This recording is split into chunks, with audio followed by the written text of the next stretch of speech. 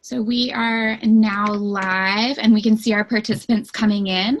So participants, as you're coming in, go ahead and use the chat box to let me, Kyle, and Emily know where you're coming from and what your interest in the webinar is, and any other, let's say, relevant topics of information you would like to share with me, Kyle, and Emily.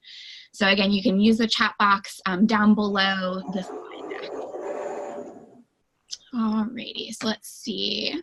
So we have 48 people who are currently in, and that is phenomenal. And we're also about to go live on Facebook, so then that way other people can see it on Facebook as well. So we're going to post not as Advent Word. So many options. I forget, what are you posting as? Lifelong learning. Lifelong learning. Okay, I'll share it too. Alrighty, so again, as you're coming in, go ahead and, we have our first introduction coming in. So let's see who it is. So Gina from South Louisiana, First Christian Church Hammond. Catherine from St. Francis Episcopal Church in San Jose. And Catherine is interested in outward-facing communications and ministry. So again, as you're coming in, go ahead and share a little bit about who you are and then what your interests are. So Stuart Tab from Ascension, it's good to see you, Stuart. So glad that you're here.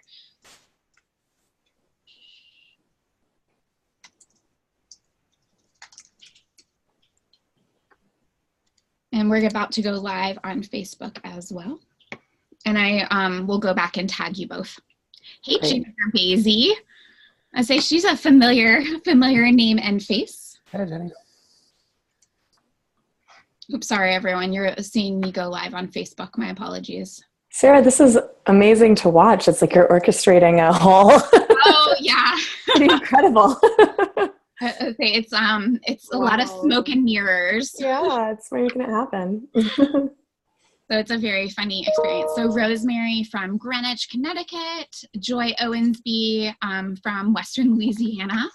And so we have some people who are raising their hands. So you can go ahead and just use the chat box and then you'll be able to chat directly to us and we'll be able to see it as well.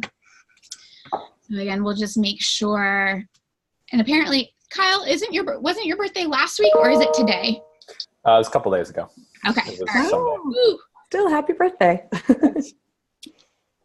All right, let's just make sure that we're going to go here. So, so some people have also used the Q&A box. So I would recommend using the chat box. So you should see it. So it's sort of like that little AIM icon, old school AOL Instant Messenger. And so you'll also be able to see all of our other people chiming in as well. All right, so another Western Louisiana. Hey, Katie, how are you? We have Mark from Portland, Oregon, St. John the Baptist, Megan Nixon from Diocese of Buffalo, Barbara from Glenburn, Pennsylvania, another Barbara from Charlotte, North Carolina. We're doing pretty well with our state coverage today. All right, I'm just gonna share again. Let's try it again. All righty, here we go. So we will be ready to go in just a few seconds. We'll just let some other people come in. Right now we're up to 71 people who are joining us for this webinar, which is super exciting. All right, so Markham Woods Presbyterian Church in Lake Mary, Florida. Martha Gardner. Hey, Martha, it's good to see you again. I was just on a Zoom with Martha yesterday. Mark from Fairfax Station, so just down the road from Alexandria, Virginia. Hi, Heidi. It's good to have you here. We have a lot of Oregon representing today. I say, who has connections to Oregon? Kyle and Emily. I'm in an adjacent state. I hang out with some priests there. Maybe that's what it is. That's fine. That's fine. Winston-Salem, North Carolina, UU Fellowship of Southern Maryland, close to me, sort of. It is sort of close to me. I fully acknowledge that. Palms Presbyterian in Jacksonville Beach, Florida. Providence, Rhode Island, another Portland, Oregon. Again, I don't know. We're heavy on the Oregon today. Let's see, St. Barnabas, Diocese of New Jersey, wonderful. St. Cuthbert Episcopal Church in Houston, Texas. Marlene Forrest, recent BTS alum. Hey, Marlene. Rockford, Ohio, Charleston, West Virginia, Diana from Alexandria, Virginia, Susan from, oh, this is a good New Jersey name, Parsippany, New Jersey.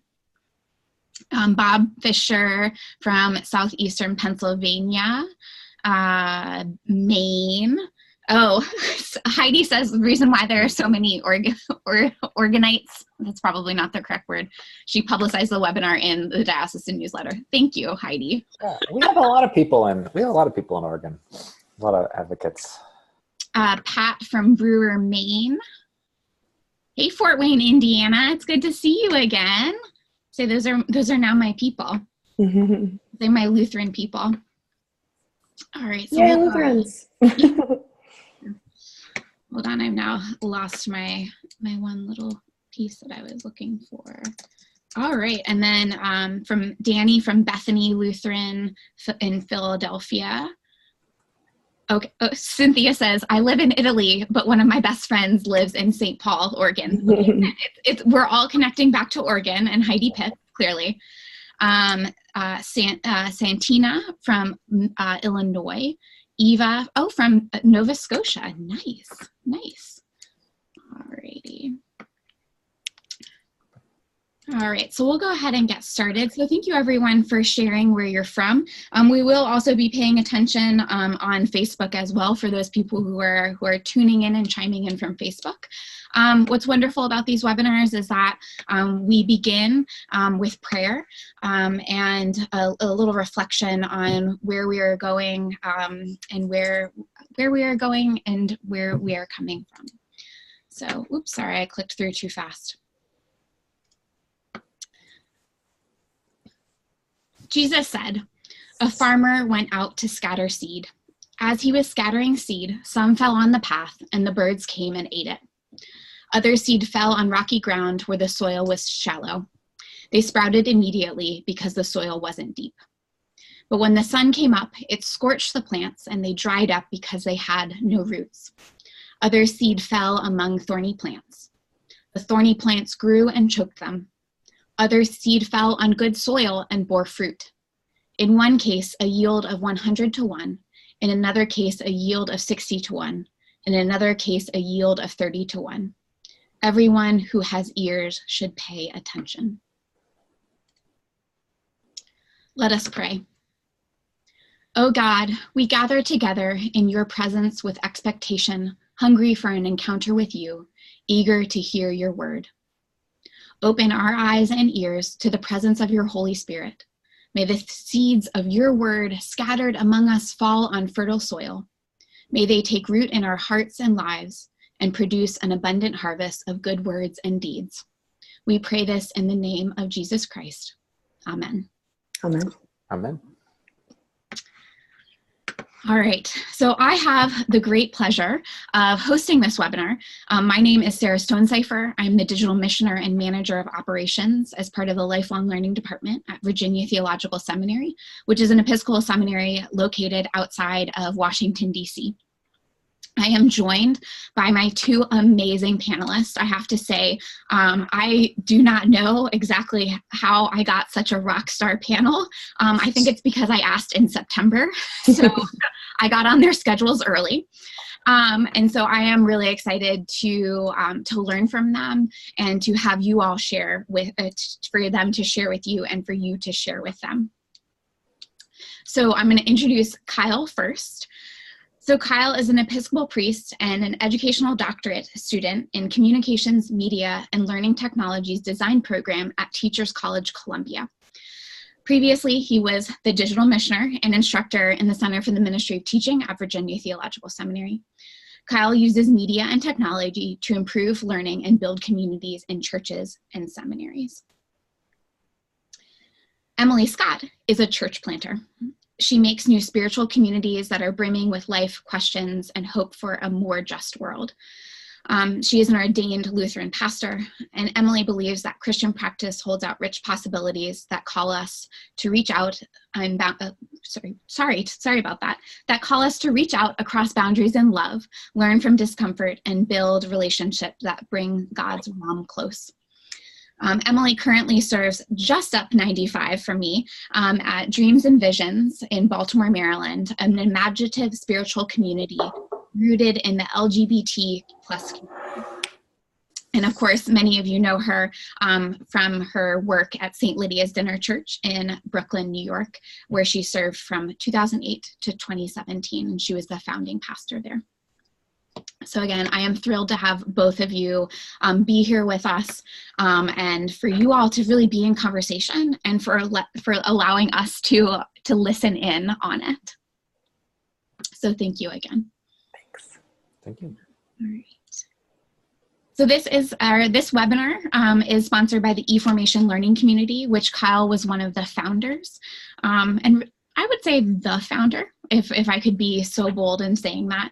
And it is focused on equipping leaders for digital media for ministry and really allowing us to explore what it means to be a digital leader in the 21st century. And we have monthly webinars that are sponsored by Building Faith, our co-partners over on buildfaith.org. So we're excited that we can join together and talk about formation and what it means to be faith formation leaders. So what to expect? So this webinar, we always say that it's hopes for 45 minutes, and inevitably it goes over.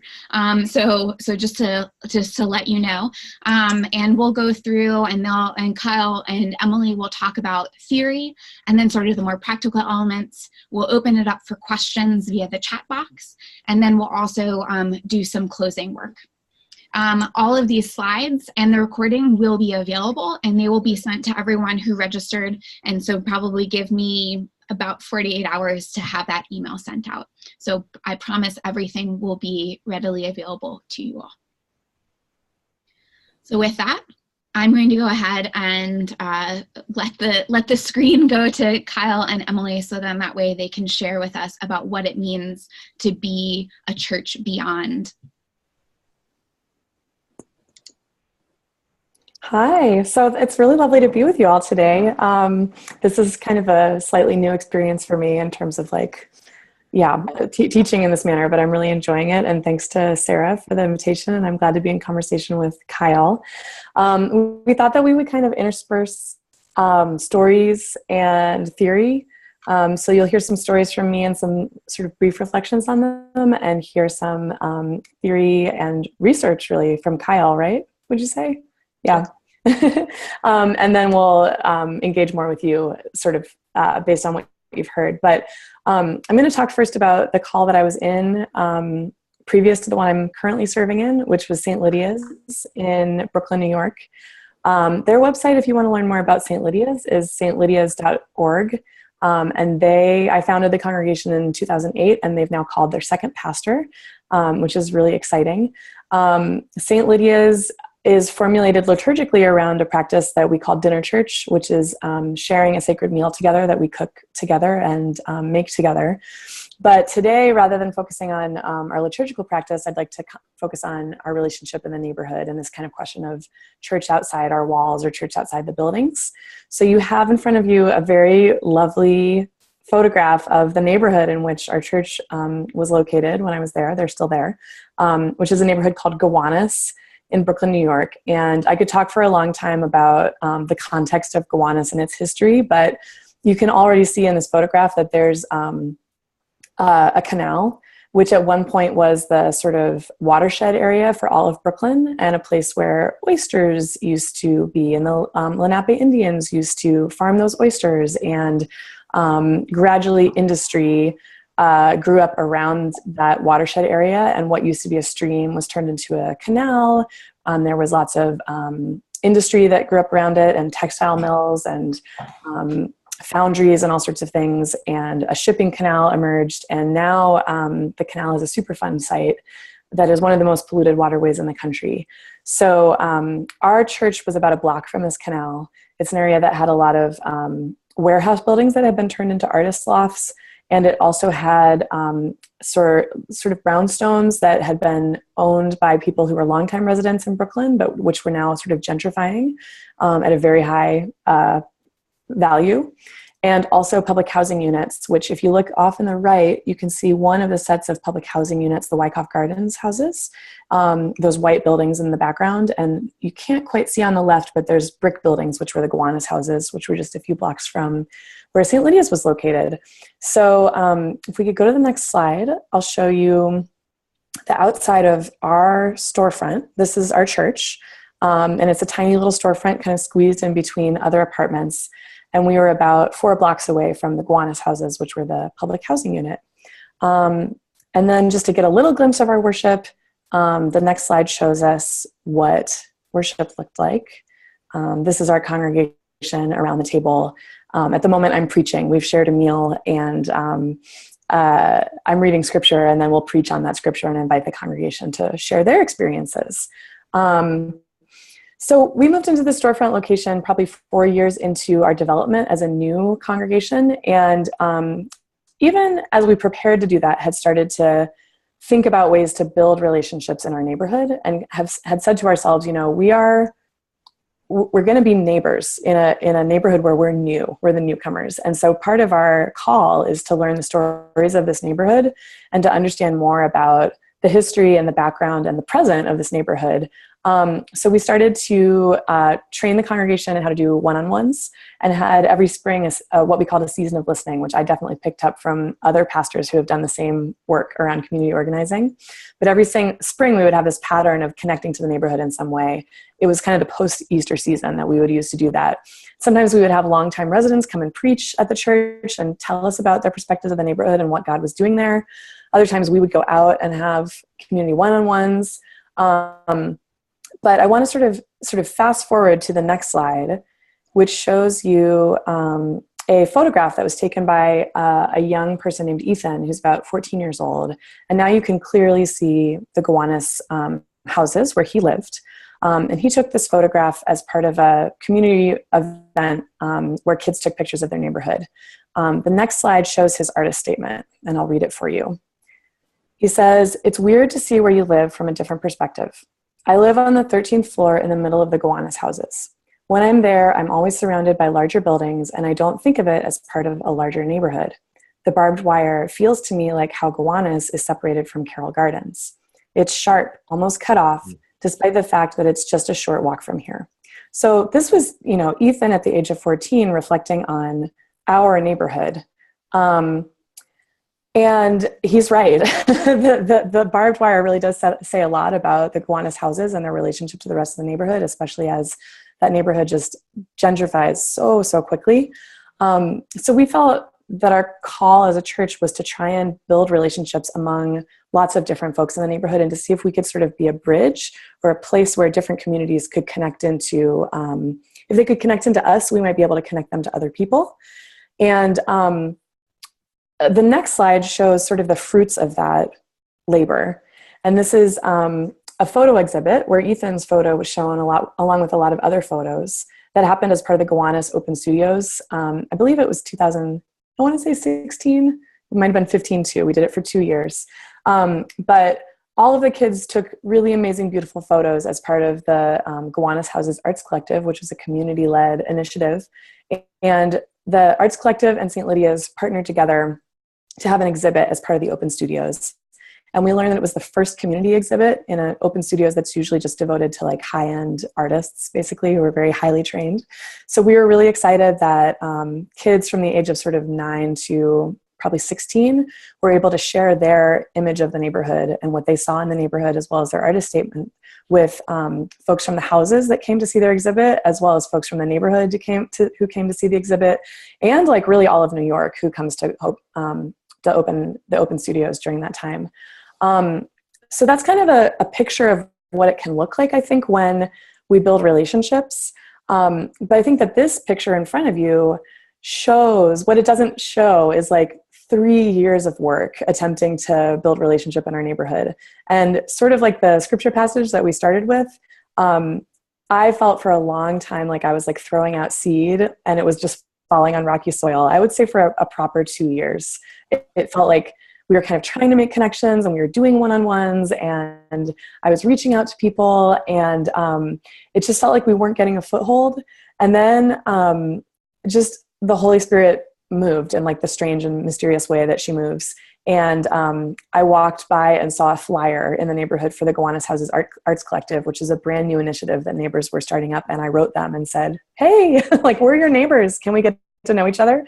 And at the same time, there was a shift in staffing at one of the local community grassroots justice organizations called Fury, which is one of my favorite organizations in the world. And they had a staff person who just suddenly wanted to be in touch and build a relationship. So I say that because I think often we can sort of work trying to build these relationships, and it kind of feels like maybe it's wasted effort, but I don't think God wastes anything. I think that something's growing in all of those seeds that are scattered out. Some of it might be learning, some of it might be revision of like, oh, let's not do it that way again. But there is something that's kind of sprouting up. It just sometimes takes time. So I think that's sort of my story number one, and I'll shift over to Kyle for some of what he wants to offer, and then we'll come back. Actually, I had more stories. Sarah, can we like come back to this after Kyle? Because I want to be careful of time. Yeah. Mm-hmm. Okay. So I'm going to shift gears, just slightly, but I think this is really related. What I'm hearing from you, Emily, is operating as a church planner and a pastor with a community organizer sort of hat on. And I think the way that I've been thinking about this topic has moved in some similar ways, in a way that I would probably want to call, sort of community education, right? I'm going to wear my religious education, faith formation hat here. And I've been thinking about this in the context of doing some teaching with Keith Anderson at various times on what Vibrant Faith has been calling missional faith formation, and that's been a word that's resonated for us. So this idea of part of who we are as the church is we are teachers, and we are formers of faith and formers, I think, also of human beings, right?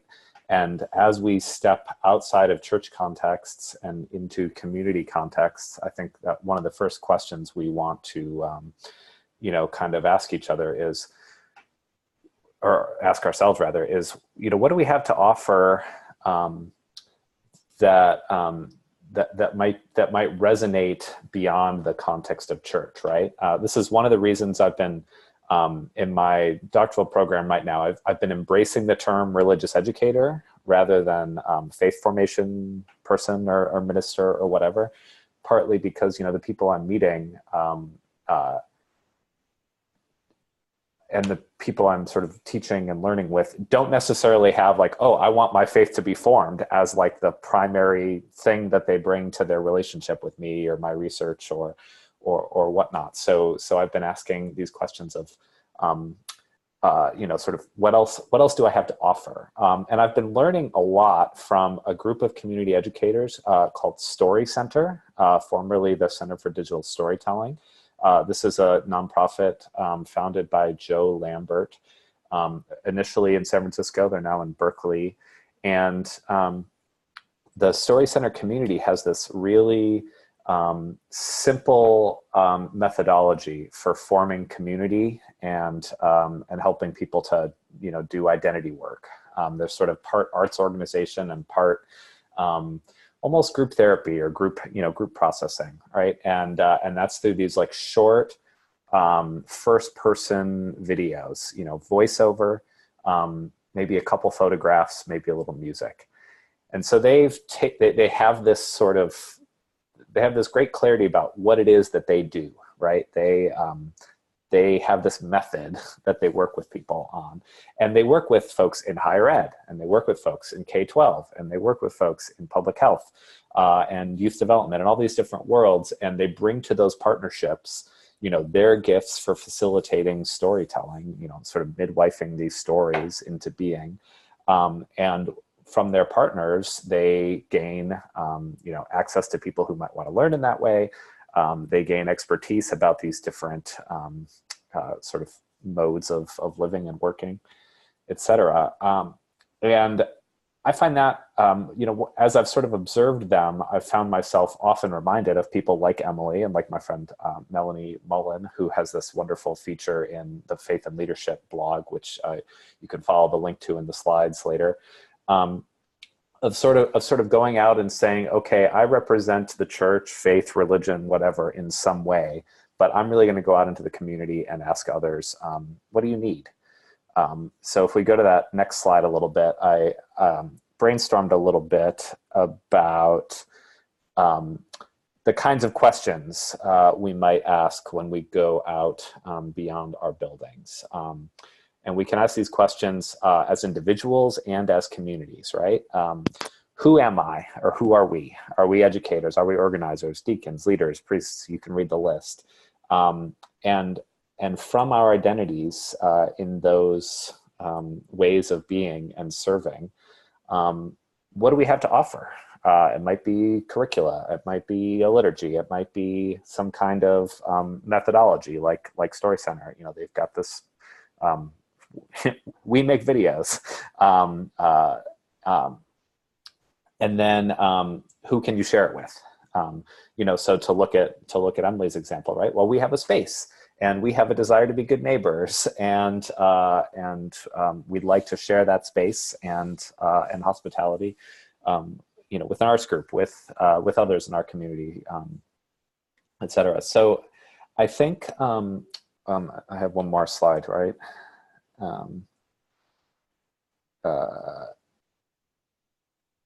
Yeah. So I think that this is, I'd forgotten this is not the slide I was expecting. I'm shifting gears mentally.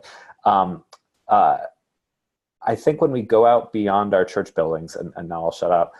When we go out beyond our church buildings, we have to be willing to be changed, and we have to be prepared to, as we come along into partnership, we have to be prepared to sort of align our values and our objectives with others. And so much of what we tend to do as church folks has a certain set of sort of church-oriented goals and visions and objectives.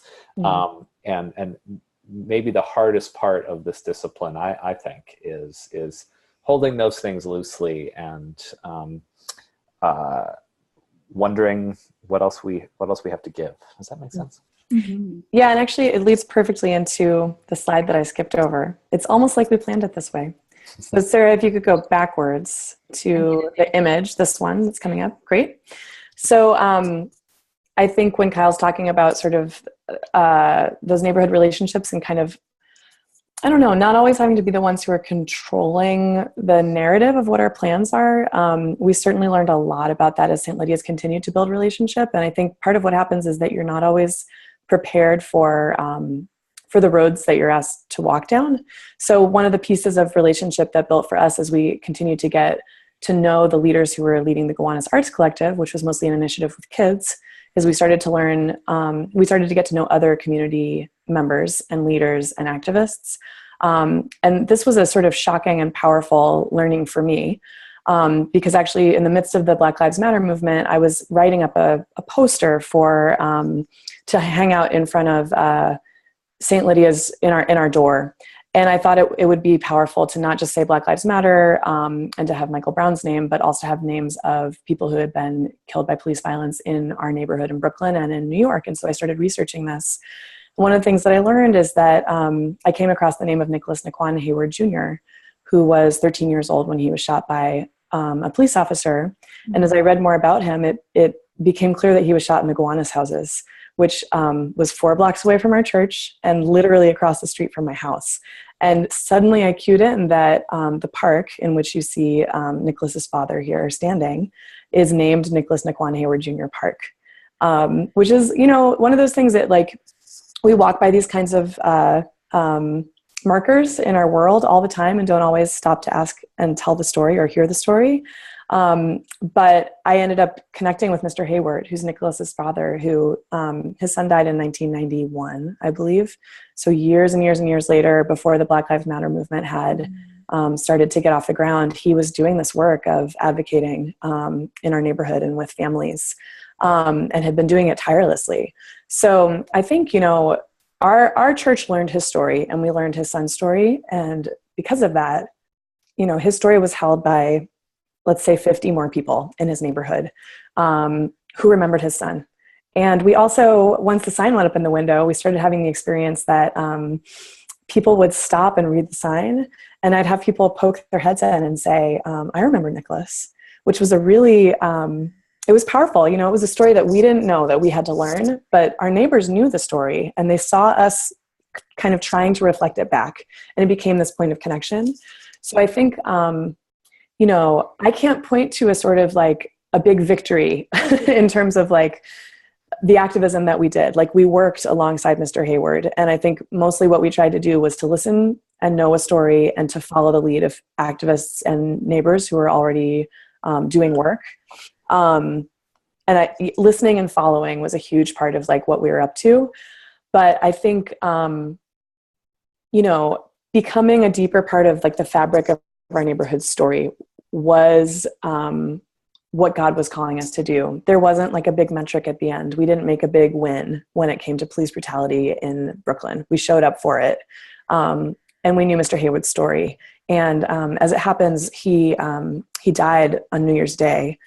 He passed away. And so I'm still in the midst of kind of processing that, but it's kind of amazing to kind of look at the impact of his life and his impact on our church and how much that shifted and how different I feel, when you're talking about transformation, Kyle, like all of us were transformed by our relationship with him. And what we learned about the story of his son and his story, and actually the story of all these families that you see standing in this picture in the park that was named after his son, we now carry those stories with us in a different way. And I think that's how change is created. So that's one more big example actually to add to the story that we're creating today. Wonderful. So I'm just going to click through to go back where we were. Mm-hmm. I think we're back to you, Emily. Did you have one more, Kyle, this slide about, that one. With that, nope. I said sort of what I meant to say there. Okay, great. Do you want me to just keep going? Okay, sounds good. So I'm going to shift gears now into the work that I'm doing currently, which is a new church in Baltimore that's specifically rooted in the witness of LGBTQ siblings and folks, myself included.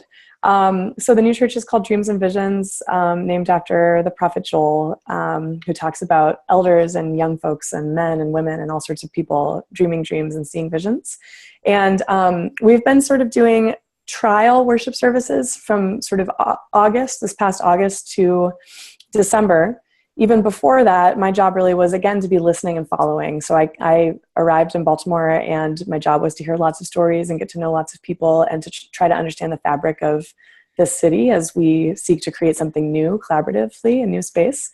But I wanted to kind of share a particular story of the Queer Christmas pageant that we put on together on December 3rd, this past December. And I think there's a few things to kind of draw out about it, specifically when we're talking about church outside our walls, because I'm in the midst of trying to create spiritual space for a group of people who have been told in some very explicit ways that spiritual space is not for them, and that whatever happens inside the church walls, it doesn't belong to them, and the story that we tell of God's grace doesn't belong to them either.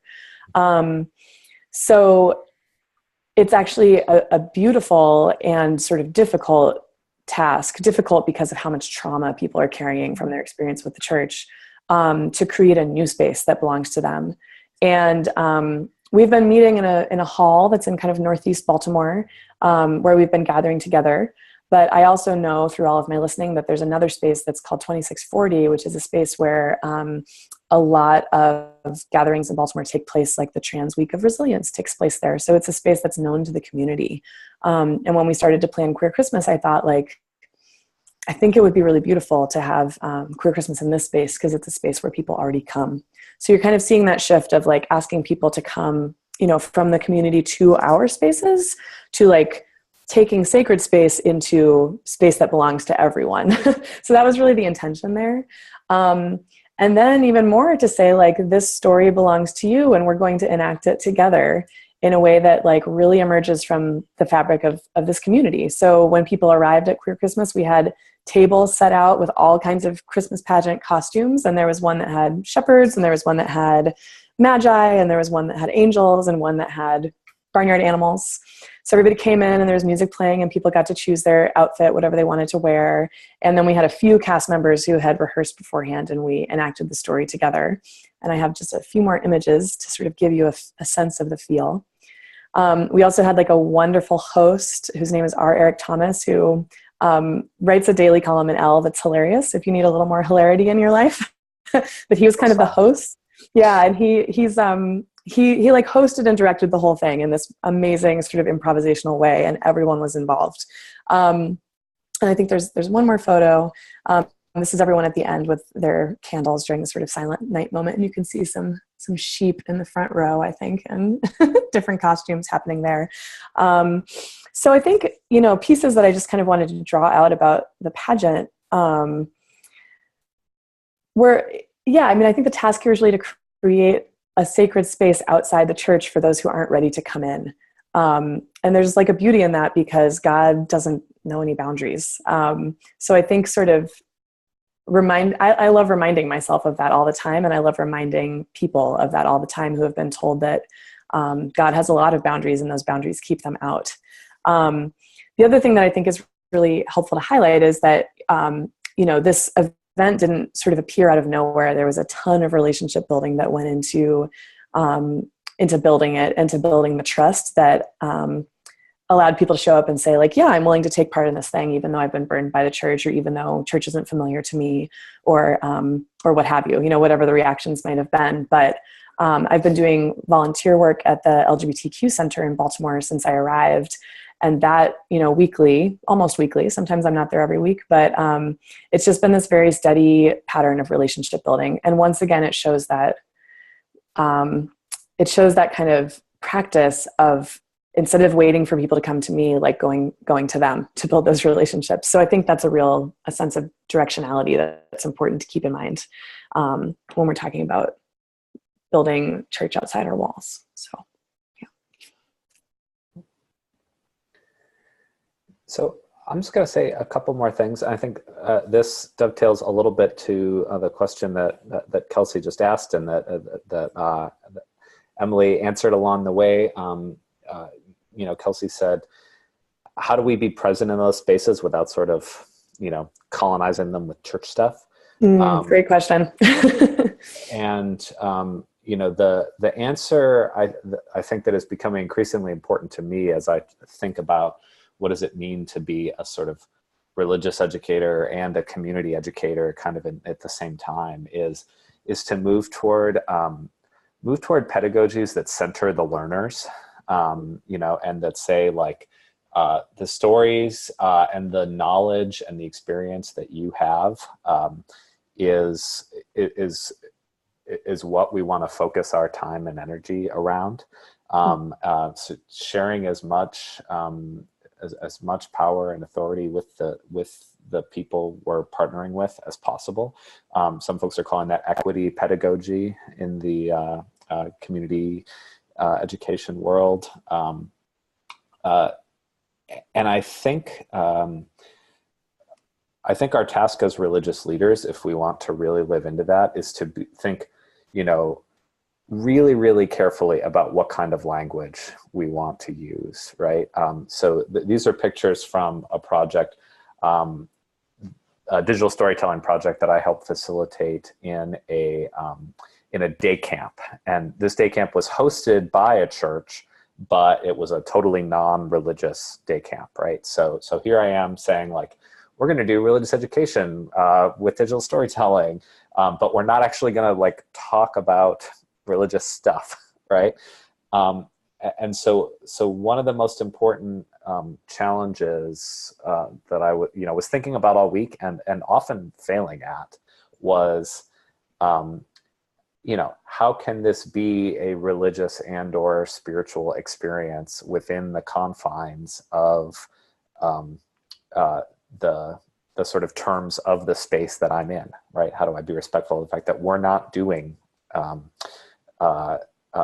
religious education here per se? So some of that work has to be implicit. So thinking about language, I think, was really, really important, right? And for me, that meant taking my cues from the language that the people I was working with were using, right? This was a camp. They were talking about how they were writing their digital story about their journey going from campers to counselors. And so my job on that first day was like to be an ethnographer, right? To be an anthropologist and like learn everything I could about camp. But I didn't know anything about this camp. And so that meant that I got to listen to these young people as they took photographs and as they explained rituals and as I, invited them more and more deeply to be the experts that they were on the experience of this camp, and to tell me about it and to set the tone. And then, so all of a sudden they're giving me all these rich phrases and metaphors and little explanations of camp traditions, and that I could sort of build off that. So thinking about language and thinking about the sort of realms of spiritual and possibly religious language. I love that phrase that Keith Anderson uses about naming it holy. That idea that something that a particular ritual or relationship or piece of media or whatever is holy or is sacred, like that can resonate outside of our specific religious traditions. So there's lots of language we have access to, but if we don't have a plan, then we're likely to fall into the habits that we have, and those habits were probably formed within the specific cultures of church. And that's where we get into some of that, I think, colonizing language and practice that can be troubling. Example of let me think about the camp phrase thing while I keep talking. I go back and forth on whether I should look at the chat window as we go here. Linda asked you, can you give an example? So you obviously saw it. Yeah. I'm gonna think about that. But I want to go to the next slide and give one more tip, and that is I think related to the first point, and which is like I went into this experience knowing we weren't doing religious education, but knowing that I was trying to write about religious education. And so one of the practices that helped me during the week with the young people, and also in doing analysis later, was to look for the reign of God. I mean, there's lots of ways we could say it. That's the way that I chose to say it. So this image here is a cropped image of a larger, you can kind of see in the bottom center there. It's kids playing in a sprinkler, right? And that's a very camp thing to do. But during the week, I was, this is going to answer Linda's question too. During the week, I was getting to know the campers, and I was getting to know, the counselors, and how these counselors go about doing their jobs. And so one of the things that the counselors have to do anytime the camp is outside or on a field trip or whatever, is they have to form the U, right? Mm-hmm. So, and I could see this when they went to the lake, right? Like the U is the sort of protective barrier of counselors around where all the campers are swimming. Mm-hmm. And so you keep the campers where the counselors can see them. And I had seen that at the lake and thought, oh, that's really interesting. And they had explained to me that, like, when you go on the field trip, like, this is your job as a counselor, is to be part of the U. And then once they had told me that, then I could sort of see the U everywhere. And so I went back to this photo they had taken earlier in the week. I was like, oh my God, there's the U. I sort of, again, like Ethan in Emily's example, I sort of shifted my focus and saw something in a new way. And the U for the counselors of this camp is this like embodied way of forming this caring community that is this camp, right? Like the final story that these kids told about what camp is and what their journey with the camp has been. The line that always sticks with me is this line that you'll be included and respected, and you won't be forgotten. And these are children of first generation immigrant families, and that idea of like, here at this camp you won't be forgotten, and here is our embodied symbol of that. We are gonna form a circle and look in at you and express our caring and love for you in that way. This became a really powerful symbol for me as I was trying to make sense of what the week was like. And, if this had been an explicitly religious thing, I might have said, wow, like, let's explore, like, is this church? Is this ecclesia? Is this, whatever? And, we couldn't go there, but we could go kind of as close to it as we could. And again, my next time through, I might say something more like, you all have a shared spirituality in this place, and it is about caring for all. I didn't get quite that explicit this time around, but these are the kinds of questions and principles. So start with your religious lens on, and make choices as you go about how much of that to share. But when you're on the lookout for the reign of God, you are sort of doing your job as a minister, I think. Yeah. I'd love to also respond to the question about colonizing, because I think it's a really important question, and it comes up in every single story I've told so far.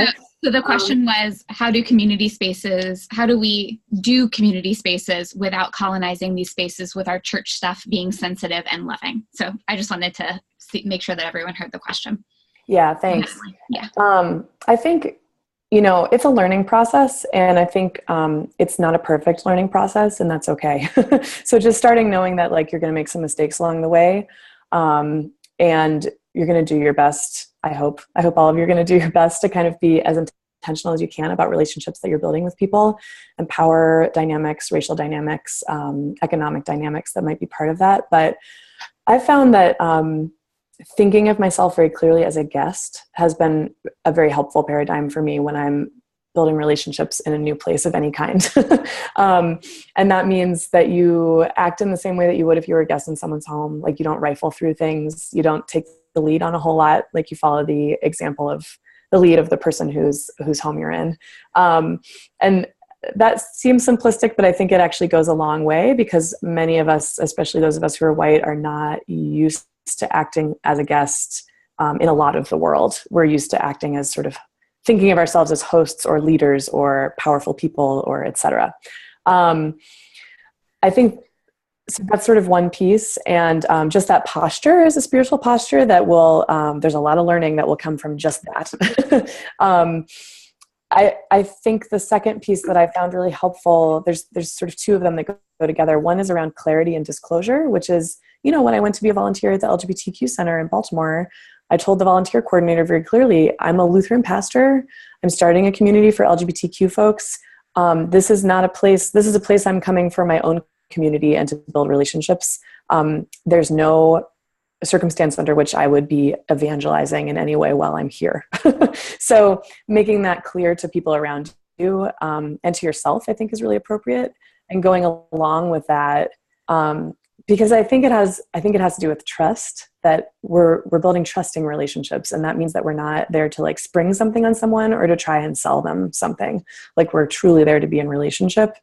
And that goes into the sort of last thing, which is that, like being a pastor or an evangelist is not about like having a spring-loaded trap door wherein you like suddenly invite someone to church, and it's not transactional where like you're only getting to know someone because you think they might show up and be like a butt in the pew at your church. It's much more holistic than that and much more relational. So I've built relationships with people who, like, there's no question that they are never showing up in church. Like, that's not anything that they're interested in. So I think kind of understanding that part of what I do is relationship building in the world. And then another part of what I do is building a sacred space for those who feel drawn to it. And that's all consent-based. Like, people that feel drawn to it feel drawn and they come and take part. And I can have it on offer and be clear that that's part of who I am without kind of having a sneaky feeling about the work that I'm doing. Or that we're doing, I should say. Emily, do you think it's?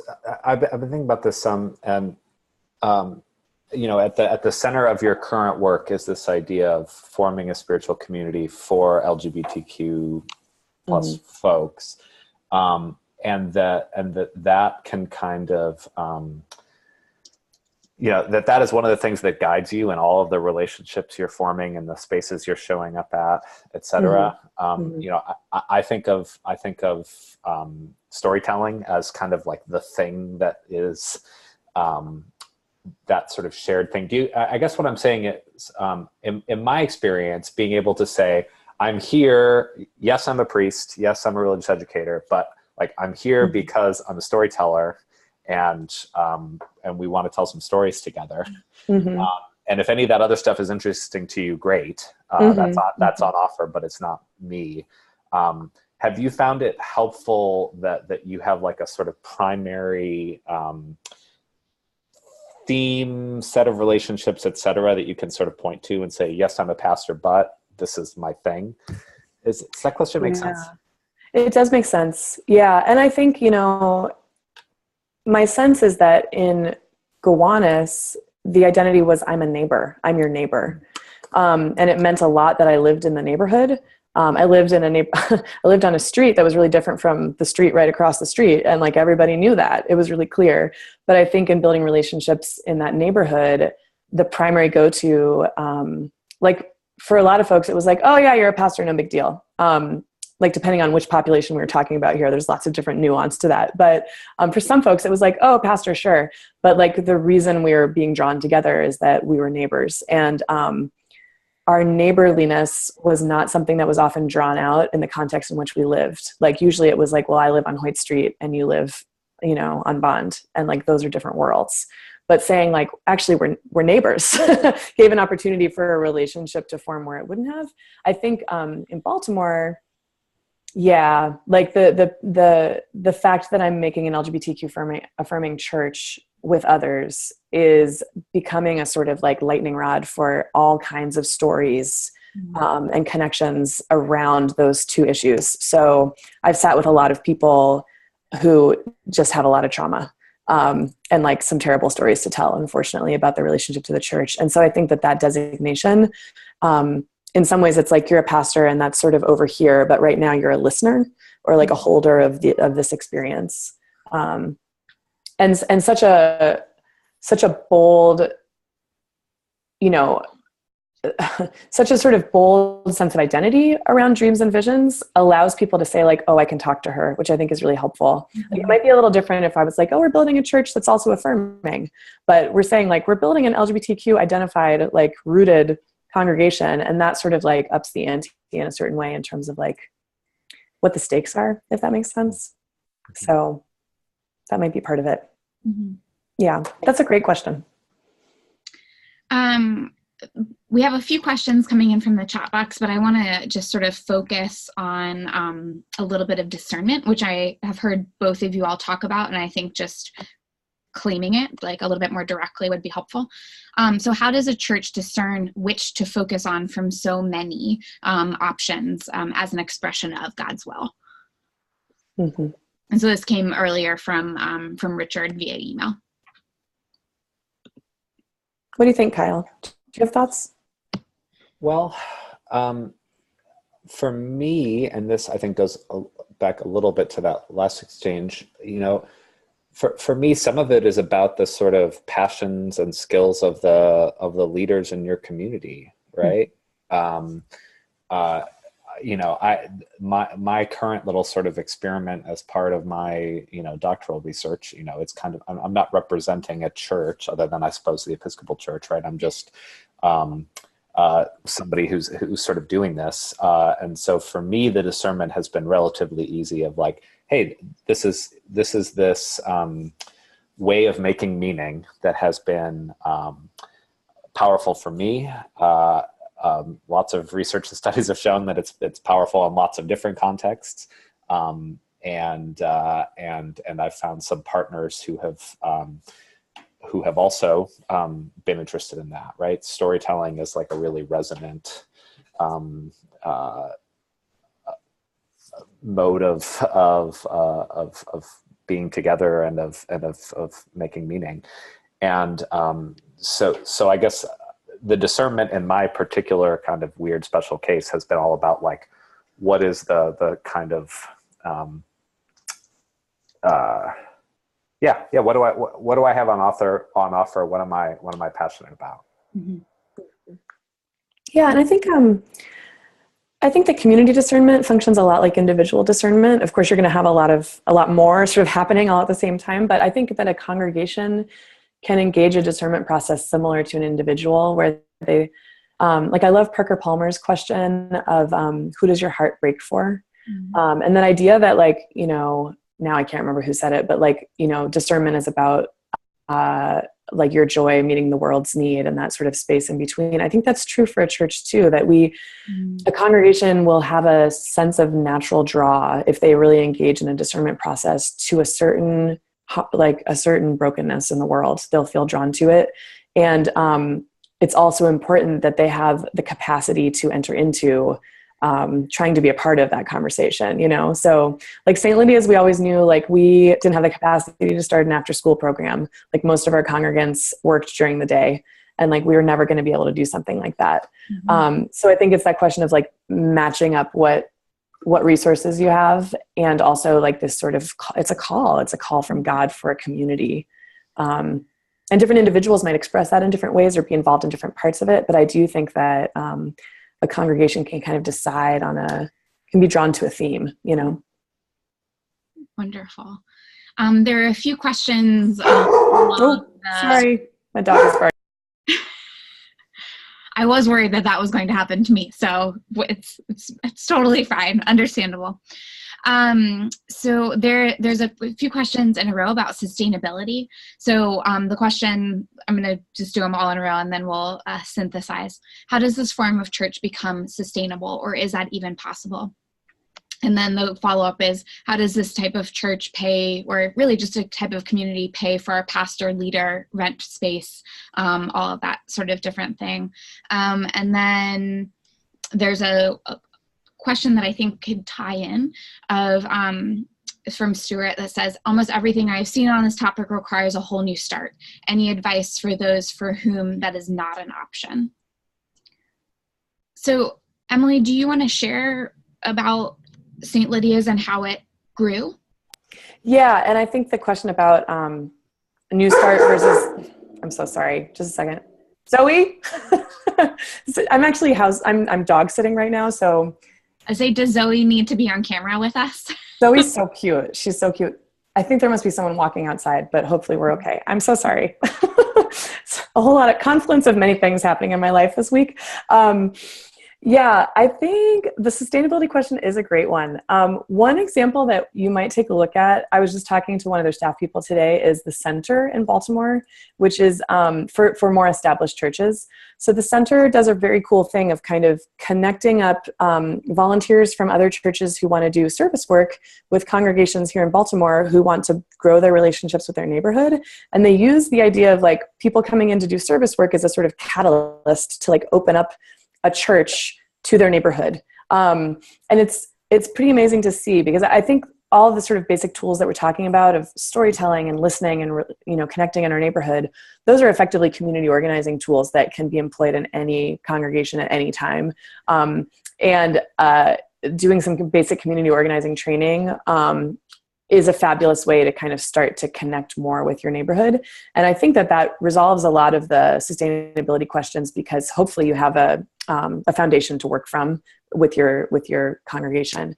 In terms of newer congregations, it's really tricky. And I think that, our standards for how quickly a newer congregation is developing are based on a model that was sort of like a Christendom model, where you'd sort of build a church and all the Lutherans in the neighborhood would show up and then it would be a church. And things are shifting radically very quickly. So, the Center for Progressive Renewal recently did a study that said that it takes 8 to 10 years for a congregation to become self-sustaining, especially if they're in a lower income community or they have sort of postmodern younger adults. I think that's absolutely the reality, but I don't think that, I think our systems often lack the resources necessary to really invest in what it would take to make a brand new self-sustaining congregation. But I don't think that the business model, as it were, the church model is impossible at all. I think sometimes it does take like some creative thinking outside of the box. So, St. Lydia's at this point, they are incorporated as a congregation. We are and were in one of the most expensive, cities in the nation. Rent was really expensive, and we started a co-working space to try and generate another source of revenue and actually to live at our mission to dispel isolation in our neighborhood. And it was really tough. It just takes a long time. We also had outside donors. I was working hard. There was a lot of fundraising happening. So I think there's we ask often too much of our, what Lutherans call mission developers. We ask a lot of our church planters and ask them to give up a lot financially, in terms of stability, in terms of all of that, to follow these kind of calls. My opinion is that we follow a God of abundance and the resources are absolutely out there. It's just about how they often get allocated. And our sort of structure's ability to stick with a project that in year 2 or year 3, it might be like, is this going to happen? Sometimes our denominations get nervous, around year 1.5, when it seems like maybe nothing's happening. But yeah, also it's important to bear in mind that, new church planters, if it's their first time around, they're charting a totally new course. They're solving a bunch of problems that no one solved yet. And they're doing it, without often anyone to follow, really. So I found that in my second plant, I'm sort of like, oh yeah, I've done this before. This is great. So I think there's a generational question too of having models and leaders who can kind of help us as we figure this out. But we're definitely building the ship as we're sailing it. Mm-hmm. I had a couple. Were you going to address an old congregation doing a new thing? A little bit, yeah. Okay, perfect. And by the way, if you're interested in this and you're going to be at the Forma conference next week, I'm doing a whole workshop. So more later. But Andrew Kellner of the Diocese of Pennsylvania said something to me once that has really stuck. Something along the lines of, once we start serving people who just aren't members of our church, sometimes the opportunities for funding dramatically improve when that's the case, right? So, so if you are partnering and working on a problem that's not just about your institutional situation, probably there are grants out there in your communities that can be a part of that. And boy, do grant making organizations want to hear about partnerships. It's become such a huge part of that landscape, is wanting to hear about the ways that you're working with others in the community to solve a particular problem. So I think one of the pieces of sustainability here is about is about getting grants and then potentially about I kind of believe that church funding, Emily talked about the co-working sort of revenue stream at St. Lydia's. I just think more and more churches are going to have to learn to bring in revenue in ways that aren't just member donations and investment income. Like there's just got to be other ways, and we should be thinking about that from the beginning, in my opinion, when we're building a new thing. It's harder when we're trying to sort of learn new habits. So the grant making can be a part of that. I'll say, as a sort of community educator in training, I think those of you who can do after school, there's like lots of, after school is like a really important, area right now. Not lots of money in after school again, but there's lots of need, and there are grant opportunities. So I think, it's hard and it's slow. But it's about sort of listening and following the opportunities that come. Mm-hmm. Yeah. And I'll say more, I saw someone write, like, do we have to work for free? And I want to just say no, don't work for free. Don't do that. I did actually work pro bono for like the first year and a half of St. Lydia's getting off the ground. Wow. And then pretty quickly, I had another job. I had a part-time job that allowed me to do what I needed to do, which was great. And pretty quickly, St. Lydia started in on the process to become a mission development with the ELCA, which involves like getting a little bit of money as sort of a test, and then the next year being eligible for proper grants, which is a really amazing gift. And then we sort of tried to sort of taper off, and like, it was always this sort of balancing of the budget. But I think, in my current situation, there's funding, which is really wonderful. But people do all sorts of things to cobble together different situations, and it does take a toll. It is sometimes necessary, but it can't take a toll that's not. It can't take things you don't have to give. Any final questions? There are a lot of people bouncing with the vocation is where your greatest joy meets the world's greatest need. So a few of those bouncing around, and then somebody sort of spin off of that said, your vocation is where your joy meets your anger. Mm-hmm. So just a different take on that. But I feel like we've addressed all of everyone's questions and more. One more from Kelsey. What happens when the need isn't institutional self-preservation, but missional community? Great problem to have. That is pretty great. I agree. Yeah, I think isn't that the goal, right? That seems like the goal to me. And Kelsey, agrees and smiles and then says yes in all letters. Yeah, absolutely. And I do think when that becomes when the focus shifts to missional relationship building instead of self-preservation, like the Holy Spirit just like whooshes in there and everything gets amazing and things do become more sustainable and like something really life-giving happens. So, I know that like hope is not the biggest keyword sometimes in the church these days, but like, I think it's like it's just right in our reach, I think.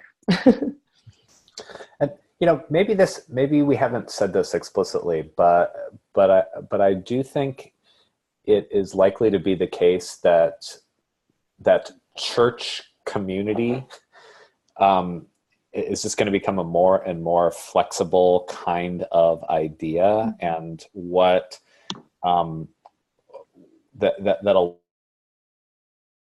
lot of what comes forward in the future, are going to sort of look like nonprofits with like particular missions, and are living out the sort of values and practices of religion and spirituality in the midst of that. The group that I'm partnering with for the main part of my dissertation is a group that it exists to mentor foster youth. Like that's what it's for. It's run by clergy people, and there is spiritual values and methodologies sort of at the center of that. But it's easier to ask people for money when you're saying we are serving foster youth rather than we are being a church. And I just think that's kind of the reality and the connection between sustainability and mission potentially going forward. I agree. Absolutely. So Linda comments about Kyle's answer. Would you worry that it is a secularization of, she says Anglican message, I would say Christian message. And then James comments, pre-Constantinian churches were community centers. We have lots of banter going on in the chat box. Yeah, Keith Anderson's Digital Cathedral book, I think, speaks to some of this. That worry is there.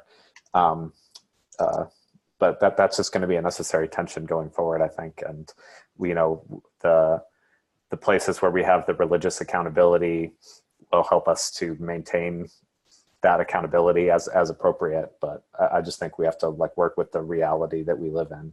Mm-hmm. Well, and I think it brings us closer to what Jesus did,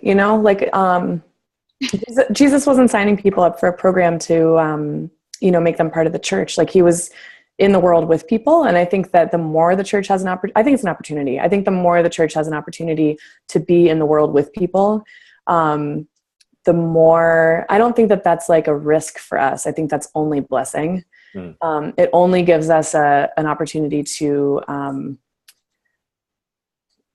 more deeply understand who it is that we are and what we believe and the God that we follow. And we see that God reflected in all kinds of people around us, whether they're followers of our faith or not. And in fact, usually I find that I encounter God mostly outside the church.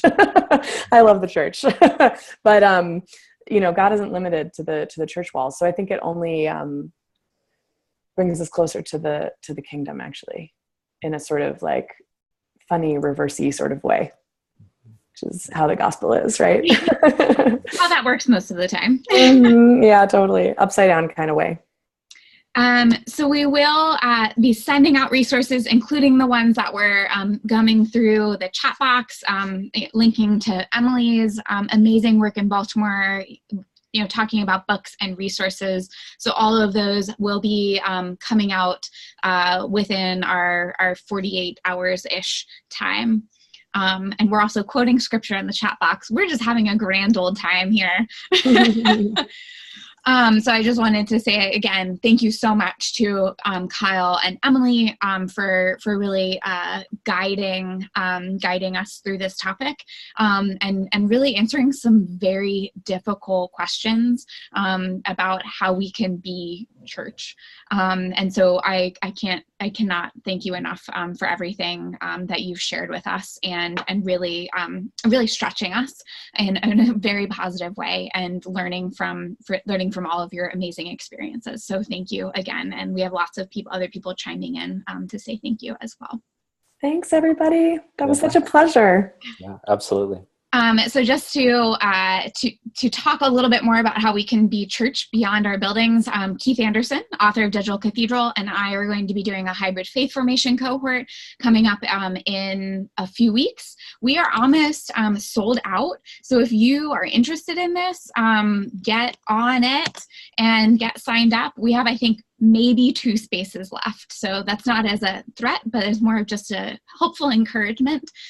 We will be starting a wait list for our next round of it.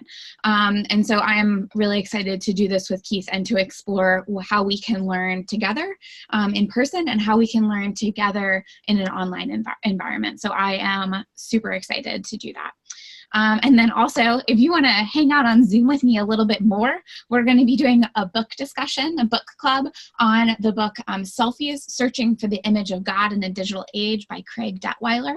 I have read a majority of it, and it has some very interesting connections between our art history background and why we take selfies and what that means and how we can really praise God and wonder about God within our smartphones. So I hope that you'll join me again for that, and that'll be on Thursday, February 28th at 2 p.m. via Zoom.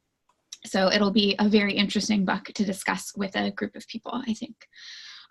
So again, Emily and Kyle, I can't thank you enough. And thank you to, I think at one point we had over 100 people tuning in to our broadcast between Facebook and Zoom and sort of people jumping in between the two, I think. So this was a phenomenal success and I think just sparks even more questions in the best way possible. So I cannot thank you enough. So thank you. All right, so I'm going to go ahead and stop the broadcast. But you do have Emily and Kyle's contact information if there's anything that you want to follow up on individually. And again, all of the resources will be sent out soon. So with that, I'm going to go ahead and sign off of the webinar. I think a lot of people have been dropping out, so thank you so much for everything. And we're going to go ahead and stop the broadcast. There's so many steps. One more time.